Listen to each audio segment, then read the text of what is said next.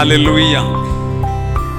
ദൈവനാമത്തിന് മഹത്വം ഉണ്ടാകട്ടെ. അനുഗ്രഹീതമായ ഈ പകൽക്കാലം നാം ഒരുമിച്ച് കർത്താവിനെ ആരാധിക്കുവാൻ, കർത്താവിന് മഹത്വം കരയേറ്റുവാൻ സ്വർഗത്തിലെ ദൈവം നമുക്ക് വീണ്ടും അവസരം ഒരുക്കി. ഈ വിശുദ്ധ സഭാരാധനയിൽ കടന്നു വന്ന സമയം മുതൽ ഇതുവരെ പരിശുദ്ധാത്മാവ് നമ്മോട് സംസാരിക്കുകയും ആ ശക്തി നമ്മൾ അനുഭവിച്ചറിയുകയും ചെയ്തുകൊണ്ടിരുന്നു. ദൈവത്തിൻ്റെ ആത്മാവ് ആമേൻ നമ്മുടെ അരുളപ്പാടുകളെ ഒക്കെ നമുക്ക് അറിയിച്ചു കൊണ്ടിരുന്നു. ദൈവത്തിനെല്ലാം മഹത്വവും പുകഴ്ചയും ആരാധനയും അർപ്പിക്കുകയാണ്. കഴിഞ്ഞ ഒരാഴ്ച നമ്മെ അത്ഭുതകരമായിട്ടാണ് ദേശത്ത് നിർത്തിയത്. ആയുസ്സോടെ നിർത്തിയ ദൈവത്തിൻ്റെ മഹാദയ എത്ര സ്തുതിച്ചാലും അധികമല്ല. ഇന്ന് പകൽക്കാലം ഹല്ലേലൂയ കർത്താവിനെ ഉയർത്തി ദൈവത്തിന് മഹത്വം കരയേറ്റി വിടുതലോടെ, സന്തോഷത്തോടെ, അനുഗ്രഹത്തോടാണ് നമ്മൾ മടങ്ങിപ്പോകുവാൻ ഇടയായി തീരുന്നത്. ദൈവത്തിന് സ്തോത്രം. ഇന്നത്തെ ഈ സങ്കീർത്തനം ഹല്ലേലൂയ വളരെ അനുഗ്രഹീതമായൊരു സങ്കീർത്തനമാണ്. 3-ാം സങ്കീർത്തനം എന്ന് പറയുന്നത്. ഹല്ലേലൂയ ദൈവത്തിന് സ്തോത്രം. ഇതിൻ്റെ തലക്കെട്ടിൽ ഇങ്ങനെ കാണുന്നു: ദാവീദ് തൻ്റെ മകനായ അബ്ശാലോമിൻ്റെ മുമ്പിൽ നിന്ന് ഓടിപ്പോയപ്പോൾ പാടിയ ഒരു സങ്കീർത്തനം എന്ന് നമുക്കവിടെ കാണുവാൻ കഴിയുന്നുണ്ട്. ദൈവത്തിന് സ്തോത്രം. ആമേൻ. നമുക്കറിയാം ഇതിൻ്റെ പശ്ചാത്തലം. 2 ശമൂവേലിൻ്റെ പുസ്തകം 15 അധ്യായം 16 ഒക്കെ വായിക്കുമ്പോൾ അതിൻ്റെ ഓടിപ്പോയ സാഹചര്യങ്ങളൊക്കെ നമുക്ക് കാണുവാൻ കഴിയുന്നുണ്ട്. ഞാൻ ആ ഭാഗത്തേക്ക് ഒന്നും പോകുന്ന എങ്കിലും യെരൂശലേം വിട്ട് ദാവീദ് ഓടിപ്പോകുകയാണ്. എന്താ കാരണം? ശൗലിൻ്റെ കുടില തന്ത്രങ്ങളാണോ? അല്ല, സ്വന്തം മകനെ ഹല്ലേലൂയ ദാവീദിനെതിരായി നിൽക്കുന്ന ഒരു സാഹചര്യം ജീവിതത്തിൽ വന്നു ചേരുകയാണ്. തന്ത്രങ്ങൾ ഒക്കെ മെനഞ്ഞ് ദാവീദിനെതിരായി പൊരുതുകയാണ്. ദൈവത്തിന് സ്തോത്രം. ദാവീദ് തൻ്റെ കൂട്ടരുമായി ഹല്ലേലൂയ അങ്ങനെ ഒലിവ് മലയിലും കെദ്രോൻ തോടിലുമൊക്കെ വസ്ത്രം കീറിയും പൂഴിമണ്ണ് തലയിൽ വാരി എറിഞ്ഞും കൊണ്ട് ആമേൻ ഓടി പോകുമ്പോൾ ആമേൻ ഈ സങ്കീർത്തനം എഴുതി എന്ന് നമുക്ക് അനുമാനിക്കുവാൻ കഴിയും. ദൈവത്തിന് സ്തോത്രം. ഹല്ലേലൂയ. നോക്കിയേ, ദാവീദ് സ്വന്തം മകൻ്റെ ഭീഷണിയുടെ മുൻപിൽ ആമേൻ സ്വന്തം മകൻ്റെ മുമ്പിൽ നിന്നും ഹല്ലേലൂയ ഓടിപ്പോകുന്ന ഒരു ദാരുണമായൊരു സംഭവം. ഹല്ലേലൂയ. ആമേൻ ആമേൻ ആമേൻ തൻ്റെ വിശ്വസ്ത മന്ത്രിയായിരുന്ന അഹിത്തോഫേൽ വരെ ആരുടെ പക്ഷം ചേർന്നു? ആമേൻ തൻ്റെ മകൻ്റെ പക്ഷം, അബ്ശാലോമിൻ്റെ പക്ഷം ചേരുന്ന ഒരു ദുരാവസ്ഥ. ഹല്ലേലൂയ. വിലപിക്കുന്ന ഒരു പിതാവിൻ്റെ ഒരു രോധനമാണ് ഇവിടെ നമുക്ക് കാണുവാൻ കഴിയുന്ന ഈ സങ്കീർത്തനത്തിലൂടെയൊക്കെ ആരംഭത്തിൽ നമുക്ക് കാണുവാൻ കഴിയുന്നത്. 2 ശമൂവേലിൻ്റെ പുസ്തകം 15-ാം അധ്യായമൊക്കെ വായിക്കുമ്പോൾ നമുക്ക് കാണുവാൻ കഴിയുന്നത് ആമേൻ വല്ലാത്തൊരു ദുരാവസ്ഥ. ആമേൻ ഞാൻ ആ ഭാഗത്തേക്ക് ഒന്നും പോകുന്നില്ല. അതിൻ്റെ 1-2 വാക്യം വേഗത്തിൽ വായിക്കാം.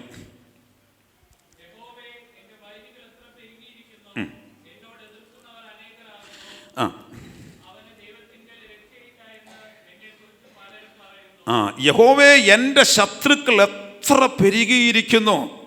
Price the lord. ആമേൻ. എന്നോട് എതിർക്കുന്നവർ അനേകരാകുന്നു. ദൈവത്തിന് സ്തോത്രം. ആമേൻ.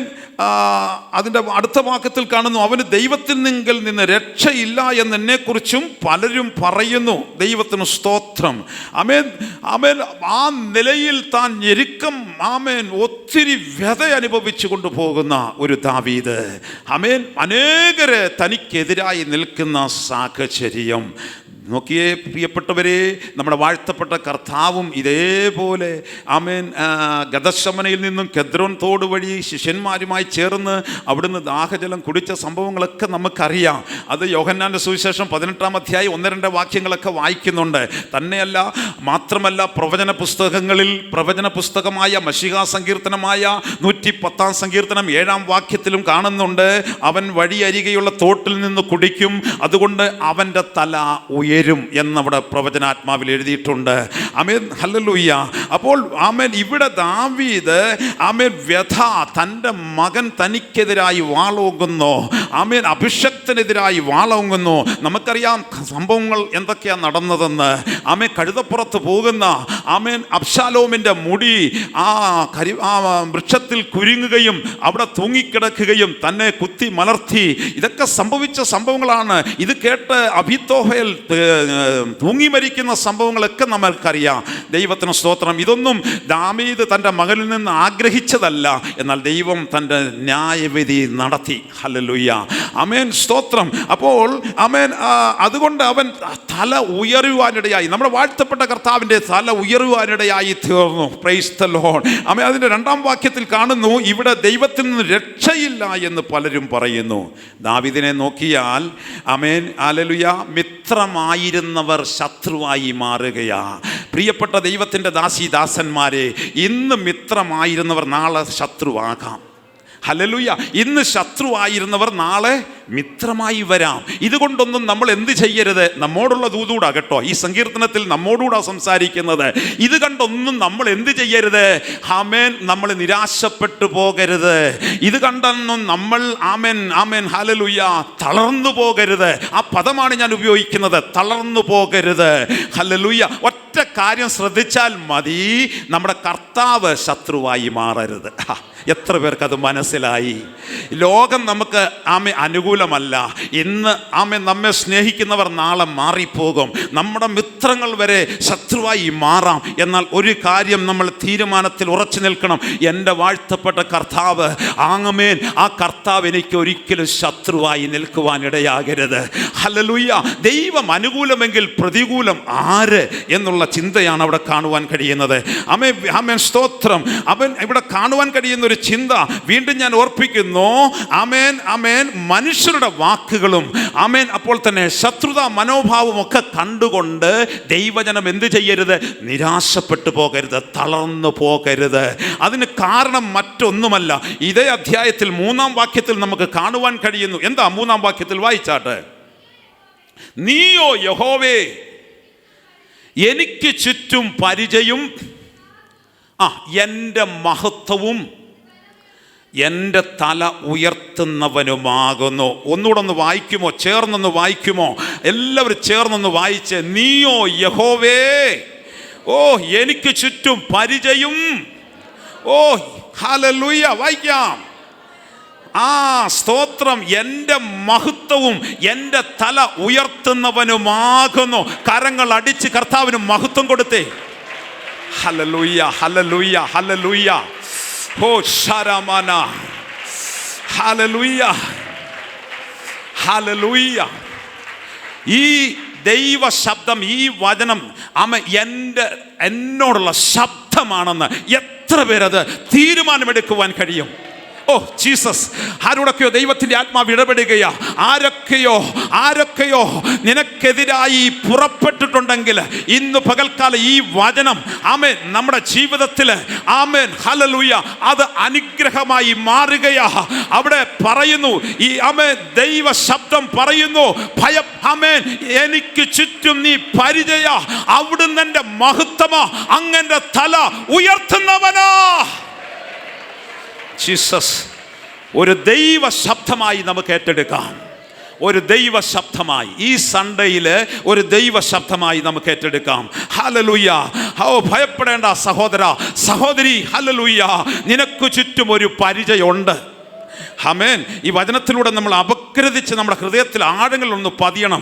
നിനക്ക് ചുറ്റും ഒരു പരിചയമുണ്ട്. നിന്റെ തലമുറയ്ക്ക് ചുറ്റും ഒരു പരിചയമുണ്ട്. നിന്റെ പിതാവിന് ചുറ്റും ഒരു പരിചയമുണ്ട്. മാതാവേ, നിനക്ക് ചുറ്റും ഒരു പരിചയമുണ്ട്. ഒരു പക്ഷേ നിന്റെ നഗ്ന നേത്രങ്ങൾ കൊണ്ട് അത് കാണാൻ കഴിയത്തില്ലെങ്കിലും ആമേൻ ആ പരിചയ നിനക്കുണ്ടെന്നുള്ളത് സത്യമാ.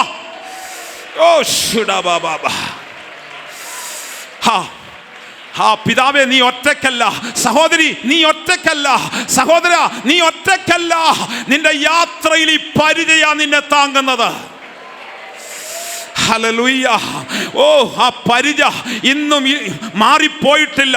പല അപകടങ്ങൾ ലോകത്ത് സംഭവിക്കുന്നു. നിന്റെ ചുറ്റുപാടുകൾ പലർ മരണപ്പെട്ടു പോകുന്നു അപകടങ്ങൾ മുഖേന. എന്നാൽ നിന്നെ ചുറ്റിപ്പറ്റി നിൽക്കുന്ന ഒരു പരിചയുണ്ട്, ഒരു പരിചയുണ്ട്, ഒരു പരിചയുണ്ട്.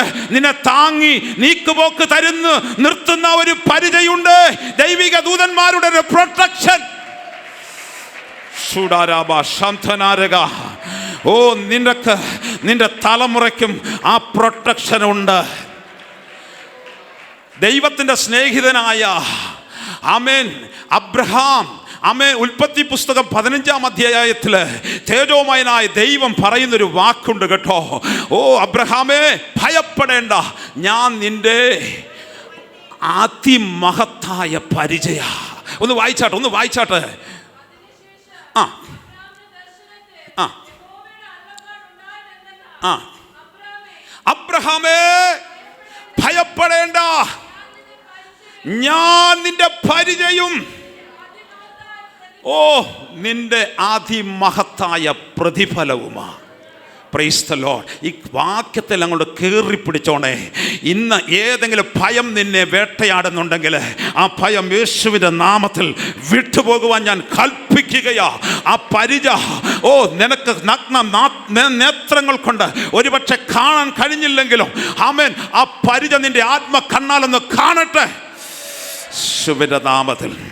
91-ാം സങ്കീർത്തനം 4-ാം വാക്യത്തിൽ എന്താ വായിക്കുന്നത്? തൻ്റെ തൂവലുകൾ കൊണ്ട് അവൻ നിന്നെ മറയ്ക്കും, നിന്റെ വിശ്വസ്തത എനിക്ക് പരിചയം പലകയുമാകുന്നു. ഈ വാക്യങ്ങളൊക്കെ അങ്ങോട്ട് ഉരുവിടണം കേട്ടോ. നിന്നെ അലട്ടുന്ന ഭയം പറന്നു പോകും. ഓ, അത് ഓടിപ്പോകും ഈ പകൽക്കാലം. ഹല്ലേലൂയ. ദൈവത്തിൻ്റെ വചനത്തിന് ആമേൻ ജീവനുള്ള വചനമാ. അത് സ്വർഗത്തിൽ എന്നേക്കും സ്ഥിരമായിരിക്കുന്ന ദൈവശ്വാസ്യമായ വചനമാ. ആ വചനമാണ് നമ്മെ ദേശത്ത് നിർത്തുന്നത്. ഹല്ലേലൂയ. രണ്ടാമത് ആ വാക്യത്തിൽ നമ്മൾ കണ്ടു, 3-ാം വാക്യത്തിൽ കണ്ടു, എൻ്റെ മഹത്വവും ആകുന്നു എന്ന്. ആമേൻ, ഹല്ലേലൂയ. ദൈവത്തിൻ്റെ ദാസന്മാരെ, നീ ദൈവകൃപയിലാണോ? നീ ദൈവത്തിനൊരു മഹത്വമാ. ഓ ജീസസ്, നീ ദൈവകൃപയിൽ നിൽക്കുന്നവളാണോ? നീ ദൈവത്തിൻ്റെ ഒരു മഹത്വമായി മാറാൻ പോകുക. അത് ദേശക്കാർ കാണുക, അതറിയും കേട്ടോ. നിന്റെ കുടുംബക്കാർ കാണുക, അതറിയും. നിന്നെ തള്ളിക്കളഞ്ഞവർ കാണുക, അതറിയാൻ പോകുകയാ. നിന്റെ മഹത്വം ആമേ സ്വർഗമാ. നീ ദേശക്കാർ കാണുക, ദൈവത്തിൻ്റെ മഹത്വമായി നീ മാറാൻ പോകുകയാ. Hallelujah, hallelujah. ആമേൻ. 3-ാമത് അവിടെ കണ്ടു, തല ഉയർത്തുന്നവനുമാകുന്നു. ഓ, ഈ വാക്കൊക്കെ അങ്ങോട്ട് ഹൃദയത്തിൽ കേട്ടപ്പോഴെനിക്ക് ഒത്തിരി സന്തോഷമാണ്. ആമേൻ. നമ്മെ ഉയർത്തുന്നത് മനുഷ്യനല്ല, ദൈവമാ. ശത്രു പറയും നിന്നെ ഉയർത്തത്തില്ല, നീ താഴുമെന്ന് അവൻ വെല്ലുവിളിക്കുമ്പോൾ നീ പറയണം, എൻ്റെ കർത്താവ് എന്നെ ഉയർത്തുന്നവനാ, എൻ്റെ ദൈവം എന്നെ ഉയർത്തുന്നവനാ. ഹല്ലേലൂയ. എൻ്റെ ദൈവം എന്നെ കുനിയിപ്പാൻ സമ്മതിക്കുകയില്ല. എൻ്റെ ദൈവം നിന്റെ തല ഉയർത്തിയാൽ ലോകത്തിൽ ഒരു ശക്തിക്കും അത് താഴ്ത്തുവാൻ കഴിയത്തില്ല. ഓ ജീസസ്, ആമേൻ. ചില മാതാക്കളോടൊക്കെ ദൈവത്തിൻ്റെ ആത്മാവ് ഇടപെടുകയാ. ആമേൻ. ഈ വിഷയത്തിൽ എൻ്റെ തല കുനിയുമെന്ന് ഭാരപ്പെടുന്ന ചില ജീവിതങ്ങളോടാ, നീ തല കുനിയാൻ എൻ്റെ ദൈവം സമ്മതിക്കുകയില്ല, എൻ്റെ ദൈവം സമ്മതിക്കുകയില്ല, പിതാവെ സമ്മതിക്കുകയില്ല. നീ വിളിച്ച് ആമേൻ ആമേൻ അപേക്ഷിക്കുന്ന ഒരു കർത്താവ്, ആമേൻ, നിന്റെ തല ഉയർത്തുന്നവനാ. അവൻ ഉയർത്തിയാൽ ആർക്കും അത് ആമേൻ അത് മാറ്റാൻ കഴിയത്തില്ല. എൻ്റെ ദുഃഖം എന്നു മാറുമെന്ന് ഭാരപ്പെട്ടുകൊണ്ടിരിക്കുന്ന ജീവിതമേ, നിന്റെ ദുഃഖം ആമേൻ അവൻ എടുത്തു മാറ്റും. നിന്റെ തല താഴുകയില്ല. നിന്നെ ആമേൻ നീ ഭാരപ്പെടുന്ന വിഷയത്തിന്മേൽ എൻ്റെ ദൈവം ഉയർത്തുന്നവനാ. ഹല്ലേലൂയ. നിന്റെ തല ഉയരും കേട്ടോ. ആമേൻ. ആമേൻ. തല താഴ്ത്തിയിടണമെന്ന ശത്രു എപ്പോഴും ആഗ്രഹിക്കുന്നത്. കുഞ്ഞുങ്ങളോടൊക്കെ ദൈവത്തിൻ്റെ ആത്മാവ് ഇടപെടുകയാണ്. അവൻ്റെ ആഗ്രഹം എന്തുവാ? ദൈവത്തിൽ നിന്ന് അകന്നുപോയി അവൻ ആമേൻ മറ്റ് പരസ്യ കോലമായി ചില പാപത്തിലൊക്കെ പിടിക്കപ്പെട്ട് തല താഴണം. യെസ്, നീ വിട്ടുകൊടുക്കരുത് കേട്ടോ, നീ വിട്ടുകൊടുക്കരുത്. നിന്റെ തല താഴുകയില്ല. ഓ, നീ വിളിച്ച ദൈവം നിന്നെ ആമേൻ ആ നിലയിൽ പരസ്യ കോലമാക്കുവാൻ എൻ്റെ ദൈവം സമ്മതിക്കുകയില്ല. Oh Jesus, hallelujah. ഹന്ന പ്രതിയോഗി വിചാരിക്കുന്ന എന്തോ എന്നും ഇവിളിങ്ങനെ തല താഴണം. ഹന്നേ, പ്രാർത്ഥിക്കുന്ന നീയാണോ നിന്റെ പ്രതിയോഗിയുടെ മുൻപിൽ ആരോടൊക്കെ ഇടപെടുകയാ? ജീസസ്. ഹല്ലേലൂയ. നീ പ്രാർത്ഥിക്കുന്ന ഹന്നയാണോ? നിന്റെ തല ഉയരും. ഒരു ദിവസമുണ്ട്. യെസ്, ഹല്ലേലൂയ. തല ഉയരും ഹന്നേ. നീ പ്രാർത്ഥിക്കുന്നവളാണെങ്കിൽ നിന്റെ മുൻപിൽ, നീ ഉപവസിക്കുന്നവളാണെങ്കിൽ നിന്നയുടെ മുൻപിൽ നിന്റെ നിന്ന ഉരുണ്ടു പോകും. നീ തല ഉയർന്നു നിൽക്കും. Jesus, hallelujah. ആമേൻ. മൊർദെഖായിയോട് ആമേൻ സ്തോത്രം. ശൂഷൻ ദേശത്ത് ഈ ഹാമാന് വിചാരിച്ചു ഇവൻ എന്നും തല കുനിഞ്ഞിരിക്കണമെന്ന്. ആരെ ഇവിടെ തല കുനിയണമെന്ന് വിചാരിച്ചോ അവരുടെ മുൻപിൽ മൊർദെഖായി നിന്റെ തല ഉയർന്നെങ്കിൽ, ദൈവത്തിൻ്റെ ദാസന്മാരെ, അവൻ തല ഉയർത്തുന്നവനാ. കുനിഞ്ഞിരിക്കുന്നവരെ അവൻ നിവർത്തുന്നവനാ. എന്നും കൂനി ഇരിക്കുവാനല്ല. എൻ്റെ ദൈവത്തിൻ്റെ കരം നിന്റെ കുടുംബത്തിൽ ഇറങ്ങി വരുമ്പോൾ നിന്റെ തല ഉയരും. Jesus, hallelujah. ആമേൻ, സ്തോത്രം. ആമേൻ. അതിൻ്റെ 5-ാം വാക്യം ഒന്ന് വായിച്ച. സങ്കീർത്തനം 5-ാം വാക്യം. ഞാൻ കിടന്നുറങ്ങി, യഹോവ എന്നെ താങ്ങുകയാൽ ഞാൻ ഉണർന്നുമിരിക്കും. നോക്കിയേ, ദാവീദ് കിടന്നുറങ്ങിയെന്ന്. നോക്കുമ്പോൾ ഉറങ്ങാനുള്ള ഒരു സാഹചര്യവുമില്ല. ഭയങ്കര നിലയിൽ തനിക്കെതിരായി മകൻ്റെ നേതൃത്വത്തിൽ തനിക്കെതിരായി വരികയാ ജനമെല്ലാം. ആമേൻ. ദാവീദ് കരഞ്ഞ് വിലപിക്കുകയാ. ഇതിൻ്റെ അടുത്ത് എങ്ങനെ ഉറങ്ങാൻ കഴിയുന്നത്? ഇതാ ഭക്തന്മാരുടെ പ്രത്യേകത. എത്ര പേർക്ക് മനസ്സിലായി? ആമേൻ, ഹല്ലേലൂയ. നിന്നെ തളർത്തുന്ന സാഹചര്യങ്ങളാണെങ്കിലും, ലോകം ഉറങ്ങുവാൻ കഴിയാതെ സ്ലീപ്പിംഗ് ടാബ്ലറ്റൊക്കെ അടിച്ചാൽ പോലും ഉറങ്ങാൻ വയ്യാത്തവര്, ദൈവ പൈതലെ, നിനക്ക് ദൈവം ഉറക്കം തരുന്നവനാ. എന്തുകൊണ്ടെന്ന് ദാവീദിന് നല്ല ധൈര്യമാണ്. യഹോവ എന്നെ താങ്ങുകയാൽ ഞാൻ ഉറങ്ങും കേട്ടോ. ദൈവത്തിൻ്റെ കരം എനിക്ക് അനുകൂലമായിട്ട് താങ്ങുന്ന കരമുണ്ടെങ്കിൽ പീരങ്കിയുടെ മുന്നിലും കിടന്നുറങ്ങാൻ പറ്റും. ഹല്ലേലൂയ. ആമേൻ. അപ്പോസ്തല പ്രവൃത്തി 12-ാം അധ്യായത്തിൽ പത്രോസിൻ്റെ 2 സൈഡിലും ആരാ നിൽക്കുന്നത്? ആമേൻ, കാവൽക്കാർ നിൽക്കുകയാ, പടയാളികൾ നിൽക്കുക, കൈ ചങ്ങലയാൽ ബന്ധിക്കപ്പെട്ട് കിടക്കുകയാ. എന്നാൽ പത്രോസ് സുഖമായിട്ട് ഉറങ്ങുന്നു. ഇതാ ദൈവ പൈതലെ, പ്രാർത്ഥിക്കുന്ന നിന്റെ പ്രത്യേകത. ഈ പകൽക്കാലം അനേകർക്ക് ഉറക്കമില്ലാതിരിക്കുമ്പോൾ, സാഹചര്യങ്ങളെ കണ്ടിട്ട് തിരിഞ്ഞും മറിഞ്ഞും കിടന്ന് നേരം വെളുപ്പിക്കുമ്പോൾ അവൻ തൻ്റെ പ്രിയന് ഉറക്കം കൊടുക്കുന്നവനാ. ഇന്ന് പകൽക്കാലം അവൻ ഉറക്കം തരുന്നവനാ. നിനക്ക് സ്വസ്ഥത തരുന്നവനാ. നീ സാഹചര്യങ്ങളെ കണ്ട് ഭയപ്പെടേണ്ട. യഹോവ എന്നെ താങ്ങുകയാൽ ഞാൻ ഉണർന്നുമിരിക്കുന്നു. താങ്ങുന്ന ഒരു കരം, ആ സ്വർഗീയ കരമാണ് നമ്മെ നടത്തുന്നത്. നല്ല കർത്താവിൻ്റെ കരം നമ്മളോട് കൂടെയുണ്ട്. അവൻ പടകിൽ ഉറങ്ങുമ്പോഴും നമ്മെ അവൻ ഉറക്കം നടിക്കുകയാ. ദൈവ പൈതലേ, നിന്നെ അവൻ കടലിൽ ഉപേക്ഷിക്കുന്നവനല്ല, തിരമാലകൾക്ക് ശാന്തത കൊടുക്കുന്നവനാ.